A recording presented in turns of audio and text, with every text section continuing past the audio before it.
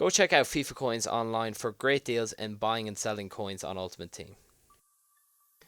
Hey guys, CodyBo3 here, and welcome to episode 7 of Luck of the Draw Squad Builder, the series in which I open a couple of packs, take the highest rated player from each of those packs, and build a team around them players. I then do a complete review of the team, and I finish the episode off with a countdown of my top 3 best players in the team. So without further ado, we're going to jump into the store, and we're going to open some of them packs. And for this episode, I'm going to open 2 premium gold packs. So hopefully we'll get some good players, but unfortunately in the first pack, we got nothing all that special. Our highest rated player was indeed Ali Al-Habsi, who plays for Wigan in the Premier League, and he is from Oman, and we got him in a 3-4-1-2 formation. So not a great first pack, getting a non-rare 79 rated gold player as our highest rated player. But into the second pack, and we get another fairly poor high rated player. It is none other than Pogatetz, who plays with West Ham. He's also a Premier League player, and he is from Austria. We got him in a 4-4-1-1 formation, and that is the formation I decided to roll with for this episode. And for you guys that haven't watched the series before, I pick one of the 2 formations from one of the players that I get out of the pack. So I decided to go with Pogatetz's 4-4-1-1. But anyways, let's review the team. And first up, we got Al Habsi in goals, and this was a weird one. He conceded 26 goals over in and around 26 goals over the course of 15 games. But I actually thought he was a very good goalkeeper in terms of, like, let's say shot stopping. He pulled off some absolutely magnificent saves. I think he saved about 2 or 3 penalties for me, but it just, I don't know, I think it might have been how I played with the team, why I conceded so many goals, I don't know, but I actually thought he was a very, very good goalkeeper. So when you see the stats at the end, you see that I conceded 26 goals in 15 games, and the fact that he actually did, I'm saying that he played well, and you'll see by the fact that there's quite a few clips of him. That was probably his only mistake that he made, the biggest blunder he made there, by letting that goal go in, but I think that was more to do with EA and the AI and all that. But he did actually make up for it. You'll see here in this penalty shootout, which he was absolutely amazing at saving penalties. I don't think I conceded a penalty. And yeah, he saved 3, and in the last penalty of the penalty shootout, he ends up saving that as well. So 4 penalties, 4 saves, and I ended up winning that penalty shootout. So he was actually a very good goalkeeper, but conceded quite a few, but I think that's my fault.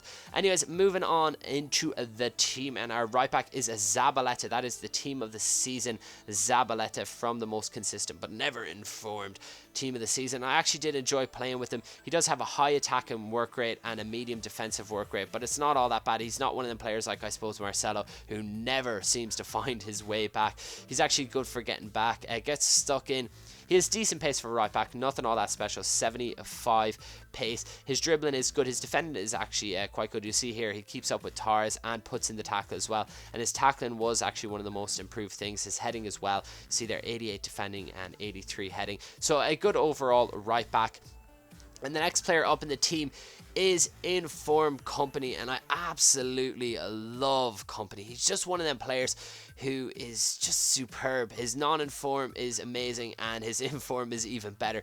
He's like a brick wall. You just won't be able to break through him. 75 pace for a centre back is very, very good, and he's also got a great heading, a great defending, and he's one of them centre backs in Ultimate Team who feels like the complete package. He just has absolutely everything: strength, pace, power, heading, everything like that. An absolutely amazing player, and loved playing with Inform Company. The next player is the second of our players from the packs, and it is none other than Pogatetz. And I suppose his first stat that does stand out is his 53 pace, and that does let him down, especially for a centre back, given how many quick forwards there are in Ultimate Team this year, and his pace definitely does let him down. But overall, not a bad centre back, but definitely not a great one. Anyways, the next player up in the team is the last player in the back line, and it is team of the season Alba. And what can I say? I absolutely loved playing with him. Just an absolutely extraordinary left back. Definitely the best left back I've played with in Ultimate Team this year. 91 pace is absolutely superb for a left back. 88 dribbling, so he's good on the ball. That's one thing that we can be confident of. But you'll see here his tackling's good, his aggression's good, his strength is good. Everything about his play is absolutely superb. Love playing with him, and a great player.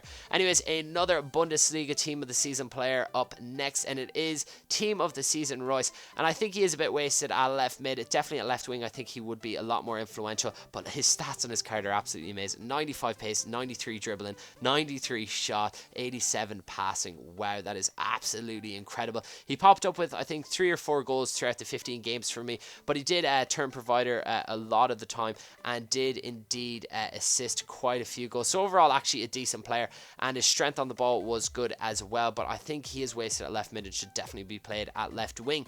But anyways, the next player in the team is none other than Marco Marin. He is a Chelsea player. He is from Germany, and what can I say? Definitely the biggest shock of the team, it has to be said. He played absolutely superbly. He popped up with, I think it was 5 or 6 goals in 15 games, which is superb from the centre mid position. And yeah, he was just a breath of fresh air for me. He got stuck in. He provided a lot of assists, which is one thing that I was very shocked by. He found his way onto the ball quite a bit, made good runs, like you'll see there, in behind the defenders to pop up with a good few goals. So overall, love playing with him. He's got 80 pace, so he's actually quite quick for a centre midfielder. Good on the ball, obviously, with 86 dribbling, and his shot was actually surprisingly good. He scored quite a few goals in the last 10 minutes, and you'll see there was 2 90th minute goals. But yeah, loved playing with him. Great player, and definitely the biggest shock of the team, given the fact he is only 78 rated. Anyways, the next player in the team is in form Mesut Özil. I always seem to get the pronunciation of his name wrong, but again, another one that impressed me massively. My 2 centre midfielders combined for about 11 or 12 goals between the two of them, which is superb over the course of 15 games. His pace is good, his dribbling is superb, his passing I found was very good, especially for putting people through. He seemed to have a very good over the top through ball, which I don't always spam, but when I do, Mesut Özil was definitely someone who I wanted on the end of the ball. But his finishing was indeed very good as well. He was strong on the ball, and he did get back quite a bit, which was good. And him and Marco Marin both have 4-star skills and 4-star weak foot, so they were 2 tricky centre midfielders to deal with. And the last of our midfield players, well, the last of, I suppose, them 4, we do have a CF as well, is in form Di Maria. And to be honest, I don't notice much of a difference between his in form and his normal card, because I obviously do play with his normal card in the Real Del, and there's not that much of a difference. He definitely is wasted at right mid once again, like Marco Reus, or it might just be me. I never seem to be able to play with left midfielders and right midfielders, but when I play them at left wing and right wing, they always seem to play absolutely magnificently. But Di Maria only scored 1 goal in 15 games, and it was actually in my last game. This was his 1 goal, 90 pace, 88 dribbling. He's got a lot of good stats. His weak foot is pretty decent. I think across the whole midfield, every single player had 4-star skills and 4-star weak foot, so that was quite impressive. Actually, no, I think Mesut Özil, that's actually a lie. I think Mesut Özil had 2-star weak foot, but I could be wrong. I know one of them didn't have the full thing. Anyways, that doesn't really matter all that much. The next player in the team is team of the season Götze. He is another Bundesliga team of the season player, and I actually built this team in the week that the Bundesliga team of the season was out.